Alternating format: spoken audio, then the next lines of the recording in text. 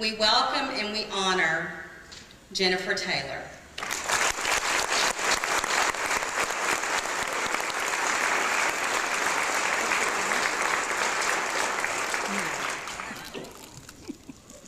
Hello, and welcome, since we started like that. Wow, what an honor it is to be here, let alone just to be here at the conference, then to be asked to come and speak. I was shocked and floored, but thank you so much to the Board of TCASE for asking me to come here today. Just as it was just mentioned, I do have dyslexia, and I've struggled with that my whole life. I'm going to speak about that a lot, but there's also a lot of funny moments with having dyslexia. I'll constantly get papers back from professors, and they'll have circled a word, and next to it says, "Is this a word? How do you spell this?" Things like that.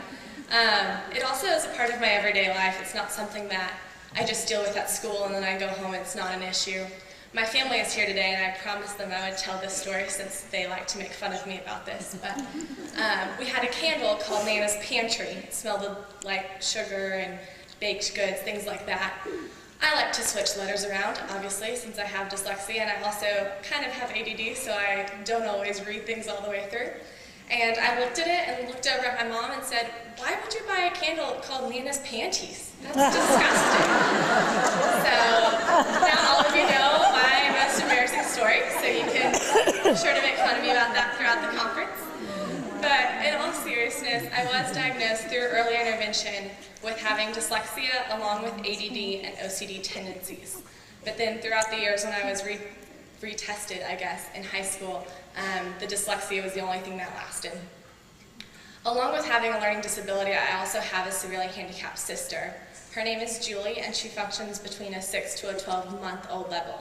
So she cannot walk or talk or feed herself, but she is the biggest joy in my life, and it has been an honor to be able to be an advocate for her and to speak on her behalf when she doesn't have a voice, to be able to say what she wants to say.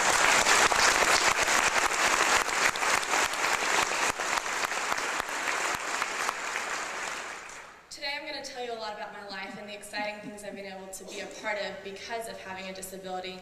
But really more importantly today, I hope to be an encouragement and a reminder of the enormous potential that each one of you have in this room to make a profound difference in a child's life.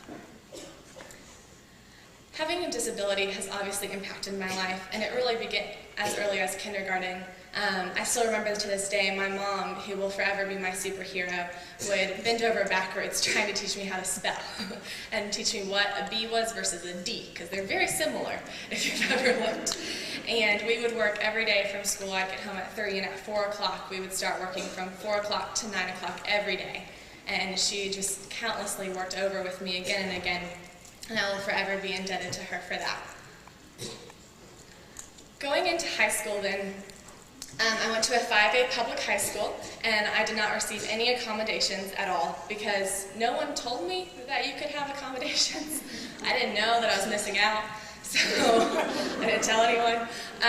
But I learned strongly how to advocate for myself. I would go in and talk with each of my teachers, and I would work one-on-one with them and tell them that I had dyslexia, but then they would work with me before school and after school, and they gave me the confidence to know that I could achieve whatever I wanted to. I took all AP courses and all honors courses, and I only survived those because of the teachers that were in my life. It wasn't until college that I learned that you can have accommodations because there was a special training for students with disabilities, and I went to it thinking, I think dyslexia counts as that. And so I went, and sure enough, you can have extra time. There's all sorts of things out there. It's very exciting. And so I will be getting my degree in corporate communication with a minor in business and Spanish, and I will be graduating with honors.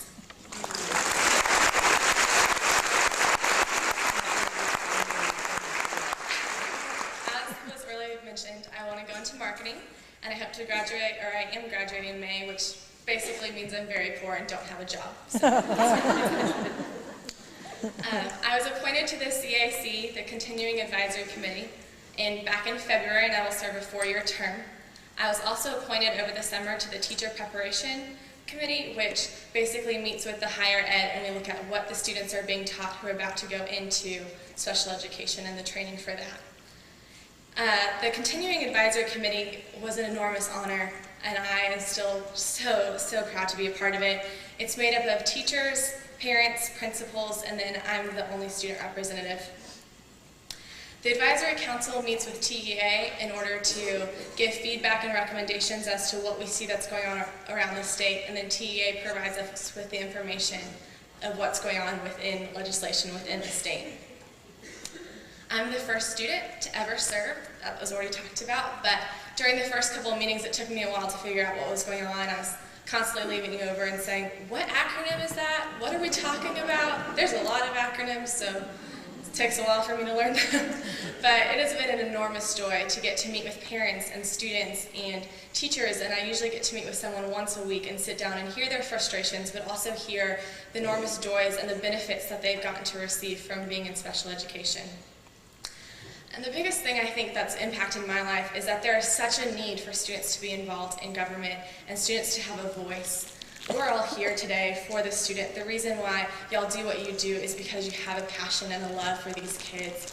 And so to be able to speak on their behalf and to be able to hear what's going on, there's just such a strong need for students to be involved and students to have a voice.